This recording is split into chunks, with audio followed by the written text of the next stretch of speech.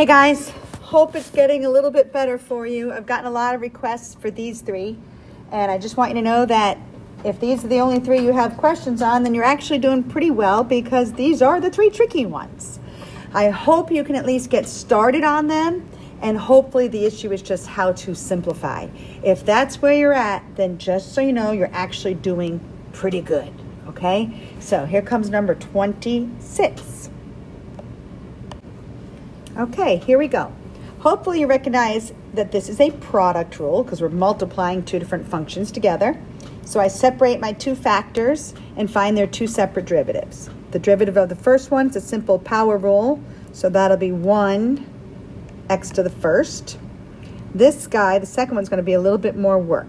I have a power rule, chain rule. So I have 1/2, leave the inside the same and subtract, whoops, let me fix that. Leave the inside the same and subtract 1. You get a negative 1/2. But you still have to multiply by the derivative of the inside, which is a negative 2x. Hopefully you can see there's a negative 2 on the top and a negative 2 on the bottom, so you can cancel those 2's right now. Okay, it's the same as having a 2 over a 2. That's just a 1. So we can cancel the 2 on the top and the 2 on the bottom. So this 2 cancels, but the negative x is still there, and this 2 cancels. So on the top, I have a negative x, and on the bottom, I'm going to move this to the bottom and make it a positive 1/2, or rewrite it as a square root. So first, you got to get that part, okay? That piece of it is key right there.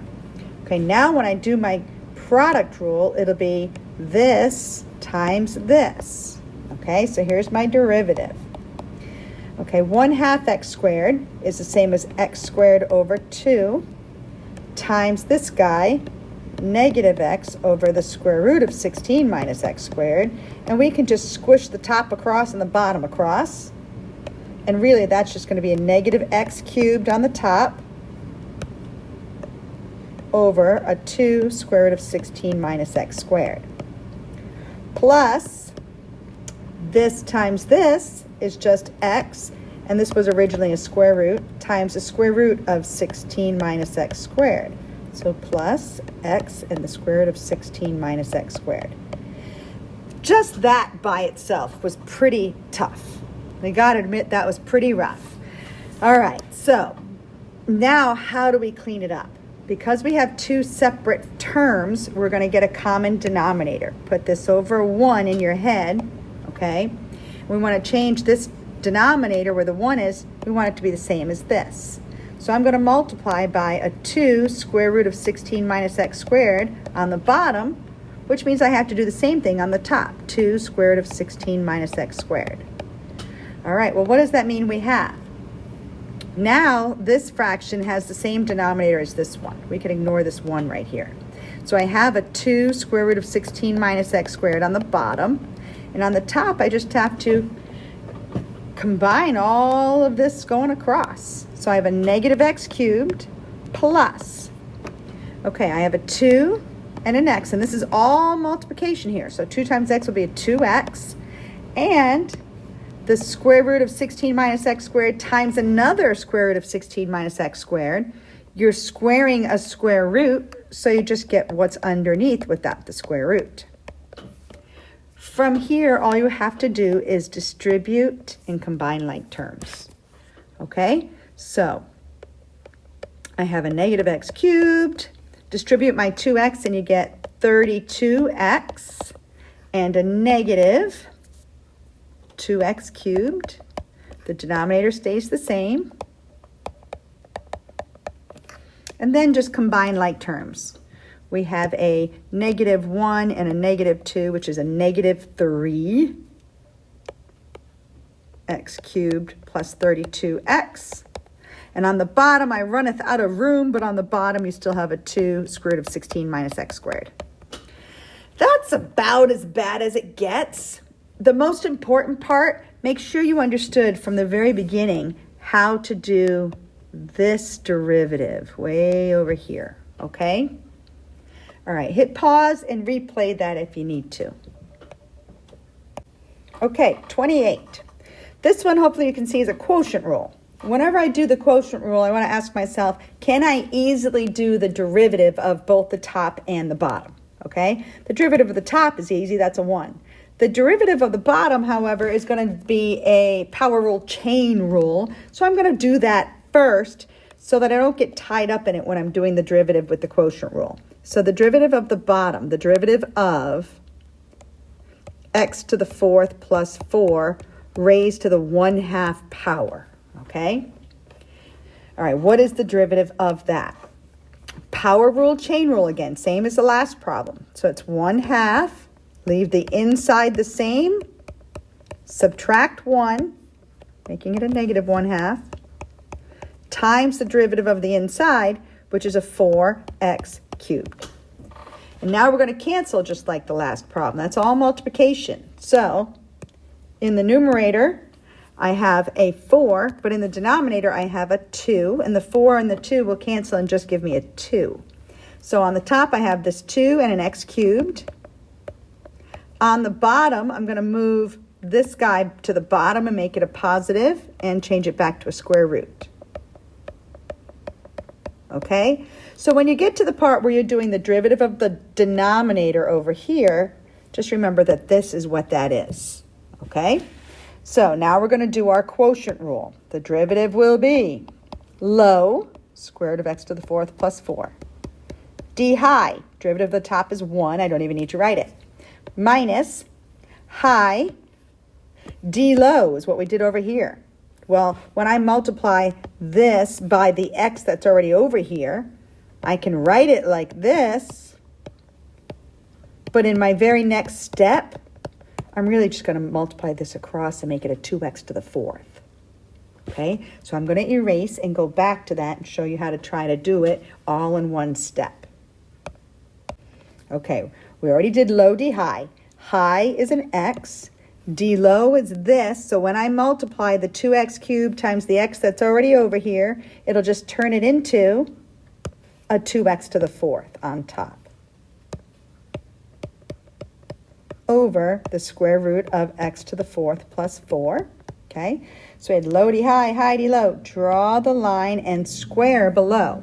Well, when I square a square root, you're just going to get what's underneath. Okay, so hopefully you understood that part. If you got all of that, then you're really doing really well. The issue from here is what the heck do you do to simplify it? Okay, and we've done this before, and it's hard in the beginning, but as soon as you get used to it, it gets a little easier. You just need a lot of practice. So from here, we have fractions within fractions, and we can't have that. So find the problem, which is this guy, and get rid of it. That guy's in the denominator, so I'm going to multiply by it, the square root of x to the 4th plus 4 on the top. And if I'm going to do it there, I got to do it everywhere. I'm going to multiply by 1 over here, square root of x to the 4th plus 4, and 1 here, square root x to the 4th plus 4. Okay? Well, what does that give us? In the first chunk, a square root times a square root, you squared a square root, you get just what's underneath, x to the 4th plus 4. In this next chunk, one of the square roots is on top, one is on bottom, so they cancel, and I just get the negative 2x to the 4th. That was the whole point of what we did, to make that extra fraction go away. On the bottom, these guys have the same group to different powers. The first group is to the first power. The second group is to the 1/2 power. So just like if I had x cubed times x squared, you'd add and get x to the 5th. This is like x to the 1st times x to the 1/2. You add and get x to the 1.5 or 3/2. This is the same thing. It's just x to the 4th plus 4 to the 1 plus 1/2, 3/2. That's pretty much it, except we have like terms in the numerator.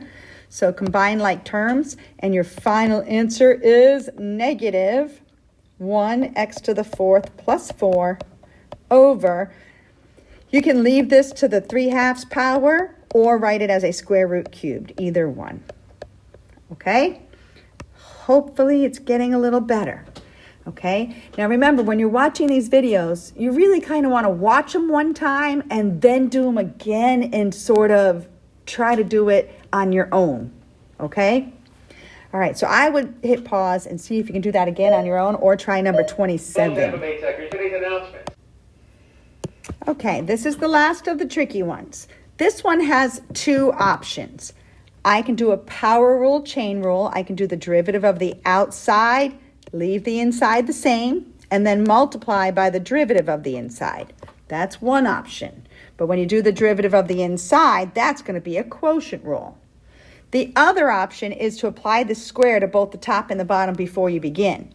So if you rewrite the problem like this, t squared squared and t to the third plus 2 squared, you can simplify the top to just t to the fourth. You can leave the bottom like this if you want to.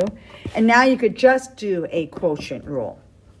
So you have to figure out if you want to do it as a power rule, chain rule, and then a quotient rule, or do you want to do the quotient rule first, and then there'll be a chain rule when you do this part.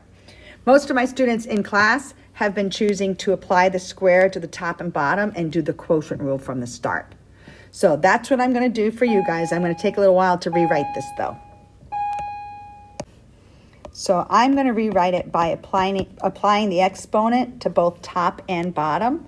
So the numerator becomes t to the fourth.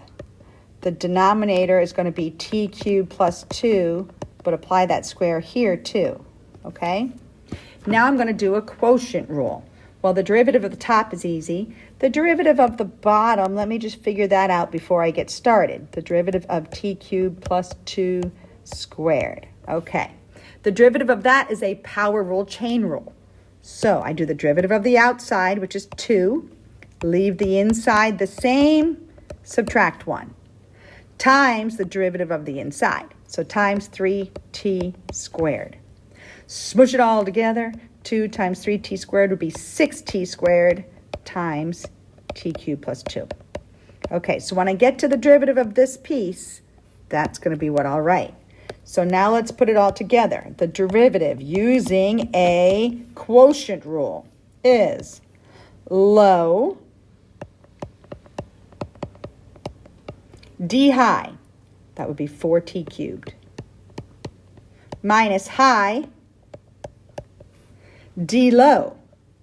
Well, there it is. I'm just going to scooch it over. 6t squared t cubed plus 2. Need some space. T cubed plus 2.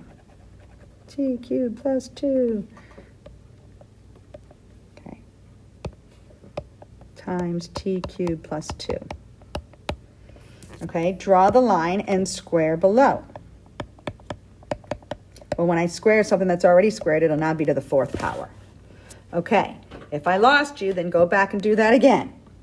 All right, now, honestly, I probably wouldn't have even written this because I would have combined these two right away and made that 6t to the 6th, okay? Because t to the 4th and t squared would be t to the 6th.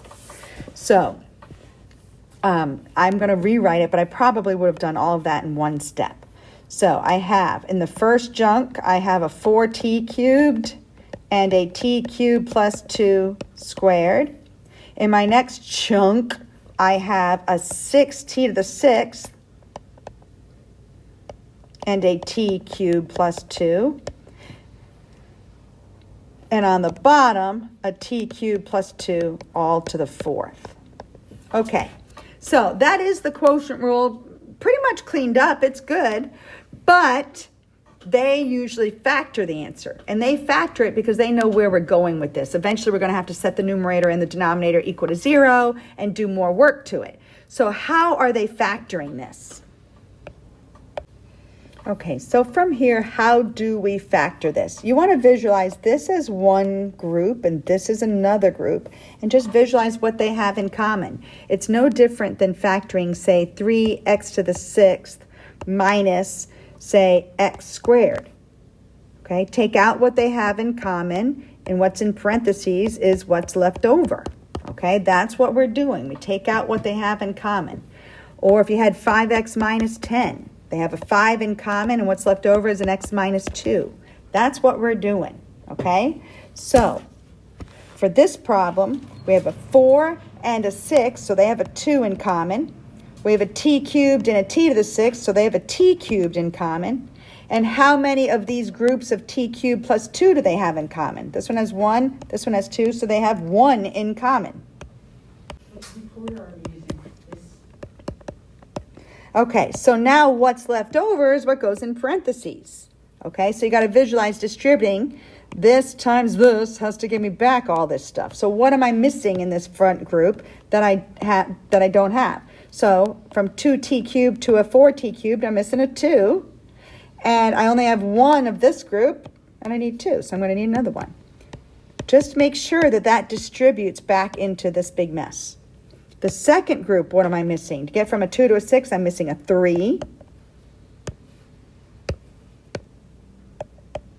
And from a t cubed to a t to the 6th, I'm missing a t cubed. And I already have the t cubed plus 2. Okay, so that's how you factor. Really, it looks a lot messier, but it's really not any different than this. On the bottom, that stays the same, t cubed plus 2 to the 4th. Okay, now why do we do that? What's out in front of what we factored can now be canceled. This group has 1. This is the same thing, but there are 4 of them. So we'll cancel one of these with one of these, making this a 3 on the bottom. So what's left? We have 2t cubed.